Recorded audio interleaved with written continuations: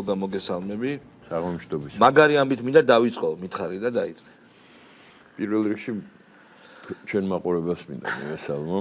მადლობა იმისთვის რომ გიყურებთ, იმიტომ რომ ძალიან მნიშვნელოვანია ჩვენი ურთიერთობა რა, იმიტომ რომ ის სიმართლე რომელიც ჩვენ ვიცით და დღეს აი ამ აბსოლუტური სიცრუის სამყაროში რომელშიც ჩვენ ცხოვრობთ, ხშირად დამალულია ფართე მასებისთვის, ჩვენ ყოველთვის ეს მიგვაქვს. ძალიან მნიშვნელოვანი ორი დღე იყო რა და დღესაც ძალიან მნიშვნელოვანი დღეა. პირველი შედგა სატელეფონო საუბარი ტრამპსა და პუტინს შორის. კი ბატონო. რომლის შემდეგ ტრამპმა განაცხადა, რომ უკმაყოფილოა უკრაინის თემა, ასე თქვა და ასე შემდეგ ირანზე ყველაფერზე ვილაპარაკეთ, მაგრამ მე უკმაყოფილო ვარ. ზუსტად 2 საათის მერე, რაც ეს ლაპარაკი დამთავრდა, არნახული შეტევა იყო კიევზე. დრონებით და რაკეტებით. არნახული შეტევა იყო. ეს იყო პასუხი პირდაპირი ამ სატელეფონო ლაპარაკის შესახებ. კი ბატონო.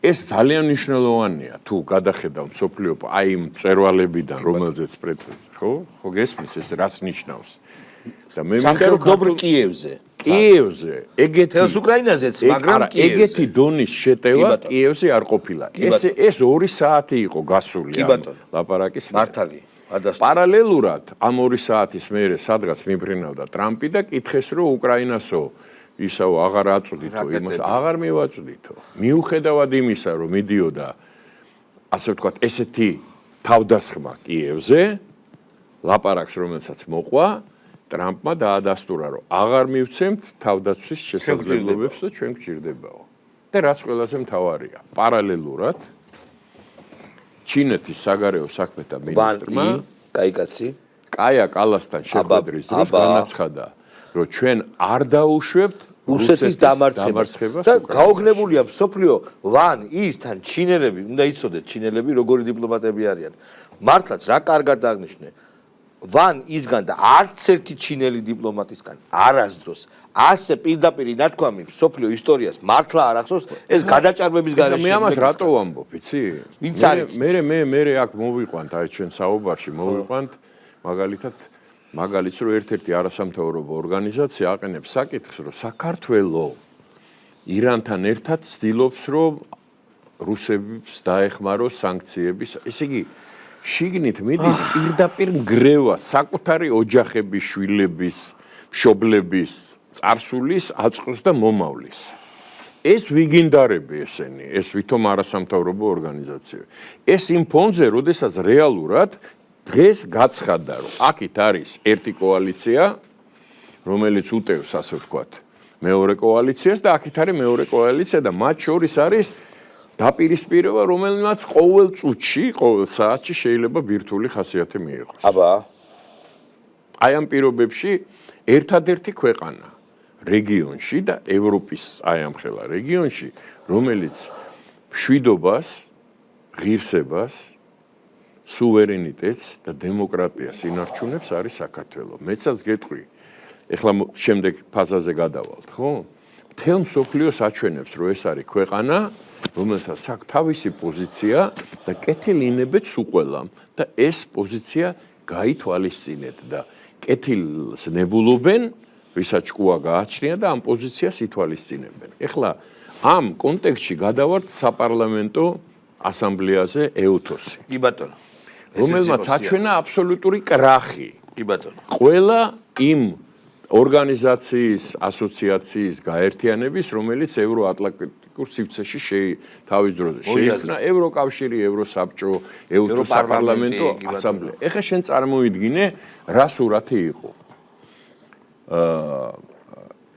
5დღიანი, 4დღიანი დებატების შედეგად გაცხადდა ცალსახად საპარლამენტო ასამბლეის EUTOS გენერალურმა მდივანმა განაცხადა, რომ საქართველოში ჩატარდა არჩევნები ცალსახად სამართლიანი 40% უნდა შესულიყო არ შევიდნენ, ეს არის დემოკრატიის საწინააღმდეგო, ეს არის სამარცხვინო ასე. ადამიანი, რომელიც ერთ-ერთი ხელმძღვანელი იყო მისიის EUTOS მისიის საქართველოში გამოვიდა და თქვა იმის ხელმძღვანელი რომ იდეალურად ჩატარდაო მე იქ ვიყავი ყველაფერი. ამის ფონზე გამოვიდა ერთი ბეცი ბალტიისპირელები საერთოდ ბეცებად გადაიქცნენ და განაცხადა რომ ეუთოს სადამკვირვებლო მისიამ გააყალბა მონაცემებიო. ხო. ესე იგი თქვა რომ თქვენ ვინც აქ ზღეთხართ ყველანი ეუთოს საპარლამენტო ასამბლეა ხართ გამყალბებლებიო. თქვენ გააყალბეთ არჩევნები საქართველოსშიო. ამის შემდეგ აბსოლუტური შიზოფრენიკი 10 კეზერას შნირი $1000 გაყიდული ვილსონი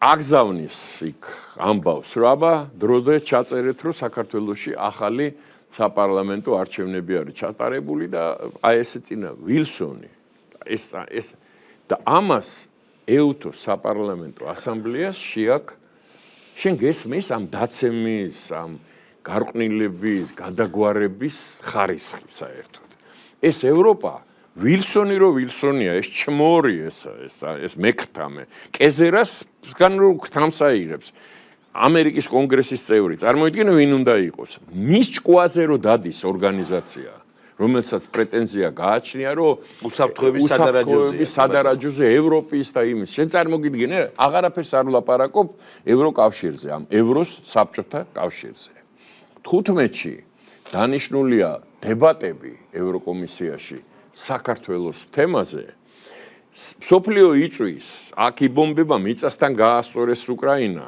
იქ ერთმანეთის რა ხდება ირანთან და ისრაელში გაზაში 10,000-ობით ადამიანი ნუ აი ამ ფონზე გაუთავებელი ლაპარაკი მიდის საქართველოს ხო საქართველოს არ ამთავრებენ საქართველოს ის პუტინი ბომბავს კიევს და არ ნახულად ჩინეთი აცხადებს რომ ჩვენ არ დაუშვებთ აქ და აქ ამ დროს გამოაქვთ დრო აქვს და გამოშვებით საქართველოს საკითხები სხვა სალაპარაკოა დაბალი ღობე ვგონი ვართ ამ უბედურ დღეზე გაჩენილებს ამ ჩამოშლილ სტრუქტურასთან პარალელურად რა ძალიან საინტერესოა საკითხი დგება ფონდერ ფაიზერის ფონდერ ლაინის გადაყენების მისი ნდობის კვოტუმის საკითხი დგება ეს იქნება აქეთ საქართველოსზე ილაპარაკებენ აქეთ ფონდერ ფაიზერზე ხო აი ნუ ამაზე მეტი აბსურდი რა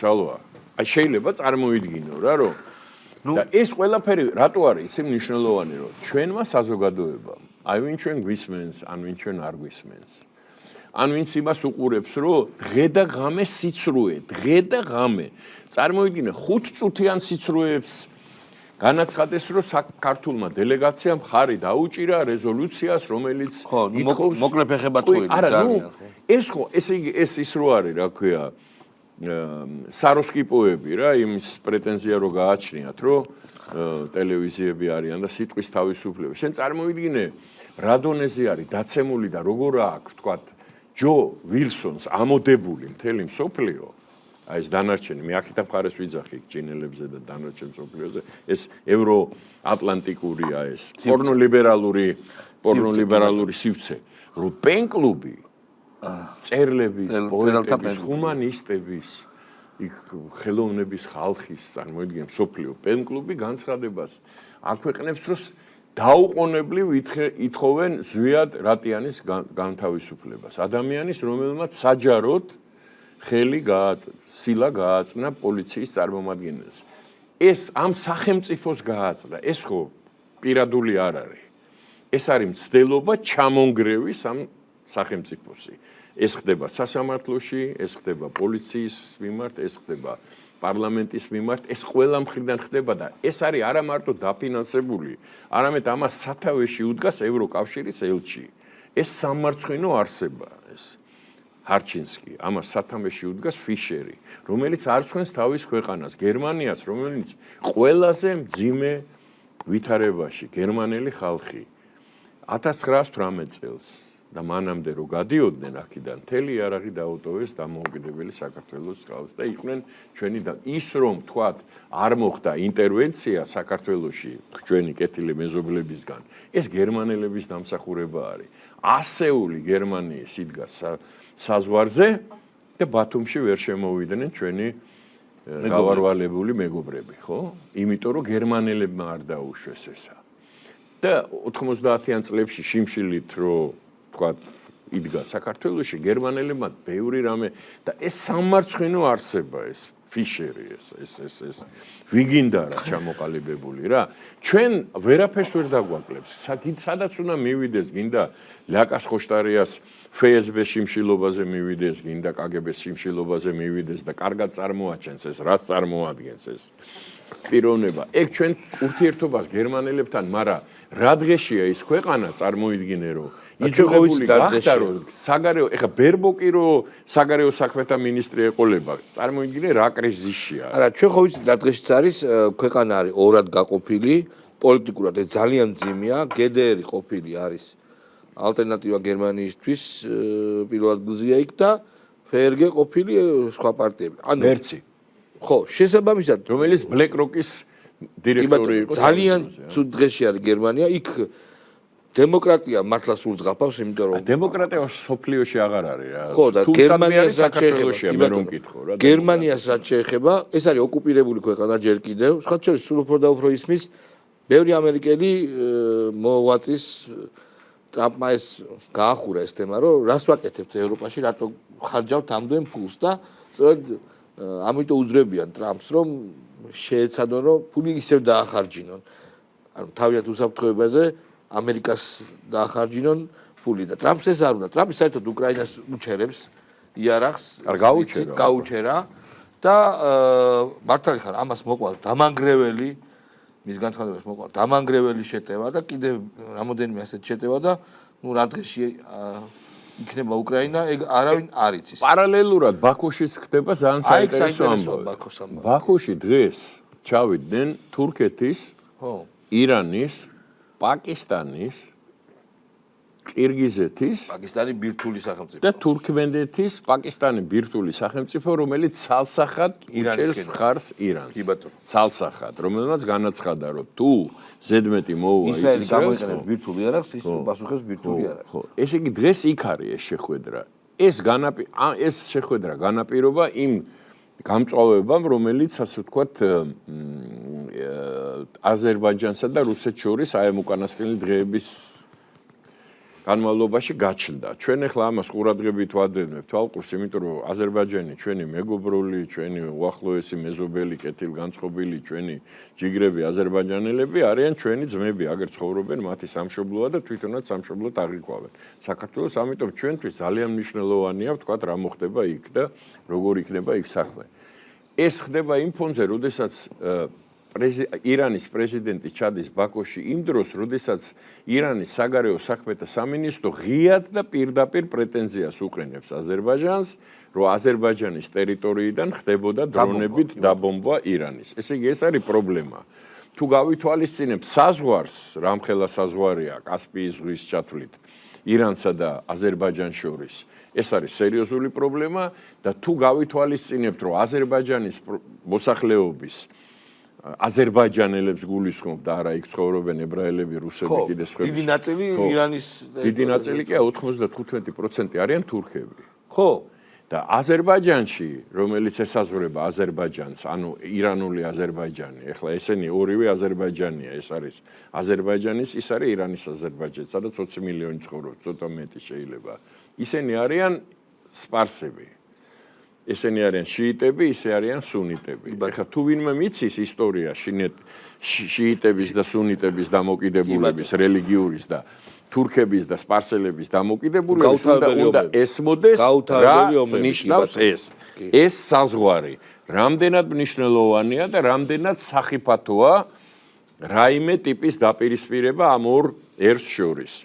იმიტომ რომ აზერბაიჯანში რო ჩახვალ იქ წერი один народ два государства ეს თურქებს მიმართებაში. ამიტომ ის რომ თქვა თურქეთის პრეზიდენტი, ირანის პრეზიდენტი, პაკისტანის პრეზიდენტი და ნუ იქ თურქმენეთი და ყირგიზეთი არიან ერთად შეკრებილები, ეს ძალიან მნიშვნელოვანია. ნებისმიერი ქართველისთვის, ნებისმიერი ჩვენი ქვეყნის მოქალაქისთვის, ვინც ფიქრობს თავის ოჯახზე დღეს და თავის მომავალზე ხვალ, ეს უნდა იყოს საყურადღებო. ჩვენ უნდა ვიყოთ ძალიან გონივრულად დამოკიდებულება უნდა გქონდეს ყველაფრისადმი, რაც ჩვენს გარშემო ხდება და ჩვენს გარშემო გიზგიზებს მსოფლიო. ჩვენს გარშემო ყველაფერი ხდება. და შენ წარმოიდგინე როგორი ნაძირალა უნდა იყო და როგორი გადაგვარებული უნდა იყო, რომ ამ დროს ყველანაირად ცდილობდე, რომ ამ ქვეყანაში ვითარება არიო. ხარჩინსკი, ფიშერი, ამერიკის გადადგარი ელჩი, ეს დენიგანი, ეს რაღაცა შენ წარმოიდგინე, რა სპიჩით გამოვიდა ამერიკის დამოუკიდებლობის დღეს. აღნიშნვის დროს რებილა რა აკადრა თავის თავს და თავის ქვეყანას. თორე ჩვენთვის ქართული საზოგადოებისთვის აღარც ევროკავშირის განცხადებები, აღარც ევროსაბჭოს განცხადებები, აღარც ეუთოს განცხადებები, აღარც რეზოლუციები, აღარც დეკლარაცია და მით უმეტეს ამ ასე ვთქვათ გუშინწინდელი დღის წარმომადგენლის არაფერს არ წარმოადგენს. საქმეც მაგაშია, რომ მეთოდები არის ძალიან დაძველებული. არაფერი ახალი არ შემოუთავაზებიათ, ეს ვითომ ოპოზიცია სინამდვილეში მათი ვასალები მოატყვეს ამათ, რომ არ შეხვიდეთ პარლამენტში და ჩვენ რევოლუციას მოვაწყოთ. თავის ფეხით შეუშვეთ ციხეში. თავის ფეხით შეუშვეთ ციხეში, კი ბატონო. შენ წარმოიდგინე რა ფარჩაკები არიან, რომ ესიც კი ციხეში შესვლა არ შესვლა, მათგან არ არის დამოკიდებული. არა, რა თქმა უნდა. იქ ბძანი იქიდან დედლაინი მიიღეს აბა სასტრაფო ციხეში, სულ ყველანი ციხეში. და რა მიიღეს ამით? გახარიას უთქვეს აბა ქვეყანა დატოვე, იმიტომ რომ შენ იქ პოზიტიური კაცი ხარ, იმიტომ რომ რაღაცა არჩევნებში მონაწილეობს ღებულობს, ამიტომ შენ განერიდე. და რა მიიღეს ამით? და დაუშვათ საკანი. არა. იმათ რა მიიღეს, ვინც შეუკვეთა ეს. და ავღანეთში რა მიიღეს? პანჩური ერთ ადგილას და 86 მილიარდი დოლარის ან ერახში, ან ავღანეთში. ხო? ან ერახში. ან ეხლა ვთქვათ ირანთან დაკავშირებით, რაც ჩვენ გვეს ისევ ვიმეორებთ. მე და შენ ხო ამას არ ვიგონებთ. რასაც ჩვენ ლაპარაკობთ, ეს არის ფაქტები. მხოლოდ და ის კი მოსაზრებასაც არ ვიძახი აქა. თუ რამეს აქ ვიძახი, ნებისმიერ ადამიანს შეუძლია მიჩივროს სასამართლოში და მე დავდებ ფაქტს. საიდან ამაკ ეს აღება.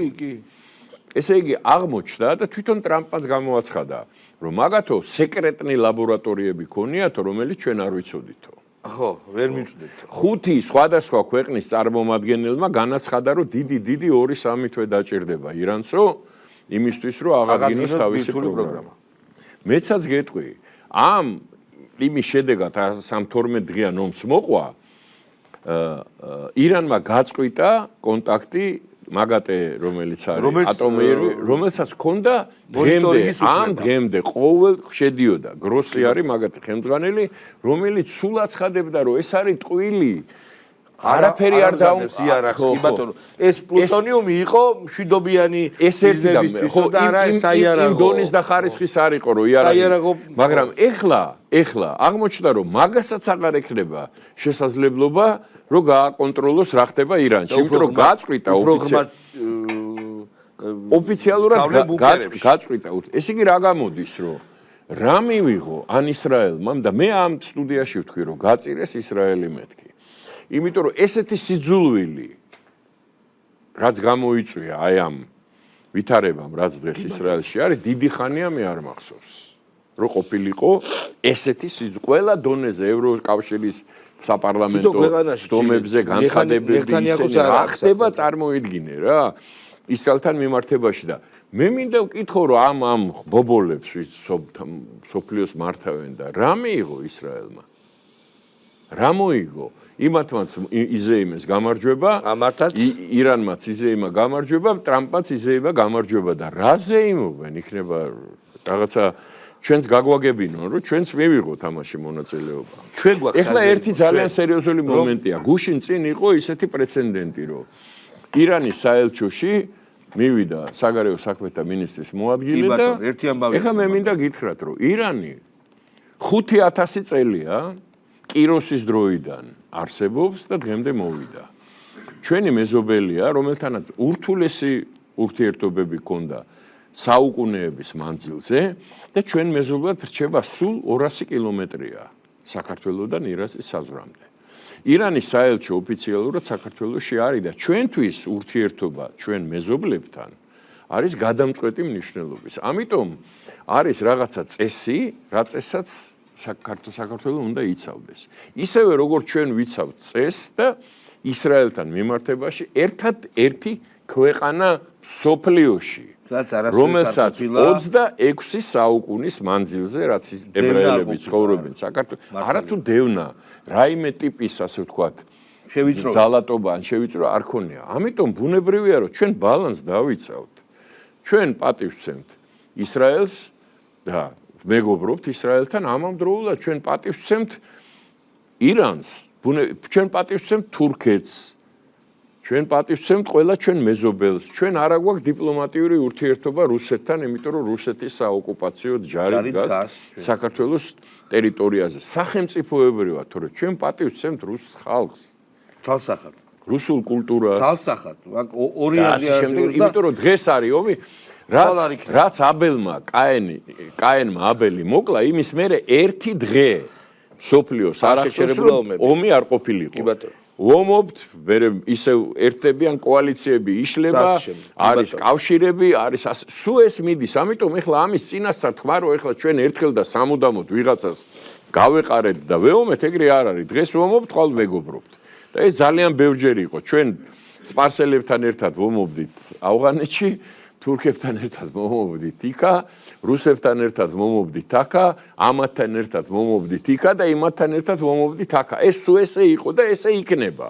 ამიტომ ჩვენ პრაგმატული პოლიტიკიდან უნდა გამოვდიოდეთ იმ ვითარებიდან, რომელიც შეიქმნა მსოფლიოში, რა პოზიციას უჭირავს დღეს საქართველოს და რამდენად იქნება შედეგიანი ქართველი ხალხის ინტერესებისთვის. ესა თუ ის ურთიერთობა. ამიტომ ირანის საელჩოშიც მივალთ, ისრაელის საელჩოშიც მივალთ, ამერიკის საელჩოშიც მივალთ და ევროკავშირის საელჩოშიც მივალთ. მაგრამ ევროკავშირის საელჩოს რაც შეეხება ელჩი დასაბარებელი. არა, ეგ სხვა საქმე, ელჩი საერთოდ აქ აღარ არის. ქართველი ხალხი მას ელჩად აღარ აღიქვამს. ხო, მეც ესეთი განსხვავება. და იგე შენ მაგას რომ თავმოყარეობის ნასახი კონდეს დარჩენილი, ის აქ აღარ იქნებოდა. ისევე როგორც იმიტომ რომ ეს არის უპრეცედენტო შემთხვევა, როდესაც ესე იგი იძულებული გახდა გერმანიის საგარეო საქმეთა სამინისტრო რომ ეცროა, რომ არ დაურღვევია ვენის კონვენციაო და დაარღვია ვენის კონვენცია და მეცაც გეტყვით საგარეო საქმეთა სამინისტროს გერმანიის, რომ თქვენი ელჩი ცხოვრობს მამუკა ხაზარაძის სახლში. კი ბატონო. და მას დაყვებოდა საარჩევნო კამპანიაში და ჯიბ ექონდა გამოწეული და ხაზარაძე იკუდებდა ევროებს თუ დოლარებს არ ვიცი. აი ეს არის თქვენი ელჩი. ამიტომ რა განცხადებებიც არ უნდა გააკეთოთ თქვენ ევროკავშირმა, ჩვენ ამას არ მივიღებთ. ქართველი ხალხი ამას არ მიიღებს, იმიტომ ჩვენ ვხედავთ ისევე როგორც ჩვენ არ მივიღებთ იმას, რაც ეუთოს საპარლამენტო ასამბლეაზე ხდებოდა. ეს სამარცხვინო თქვენი სამარცხვინო მოქცევა, როდესაც ჯო უილსონი ისევ გეუბნებით, ეს ჯო უილსონია მათი უფროსი. ხო, რომელმაც ერთი აი ესე თითი იქიდა და ამიტომ შეიტანეთ რაღაცა დეკლარაციაში თუ რა კომუნიკე თუ რა ქვია იმას, რა მიიღეს? რეზოლუცია. აი ეს არის თქვენი სახე დღეს და ამიტომ ჩვენ უნდა ობიექტურად მიუდგეთ რეალობას, შემოშალვა და გავაგრძელოთ ჩვენი გზა სუვერენიტეტის დამოკიდებულების და გოგა ხაინდრავა იყო ჩვენ ერთმანეთს მომავალ პარასკევს შევხვდებით.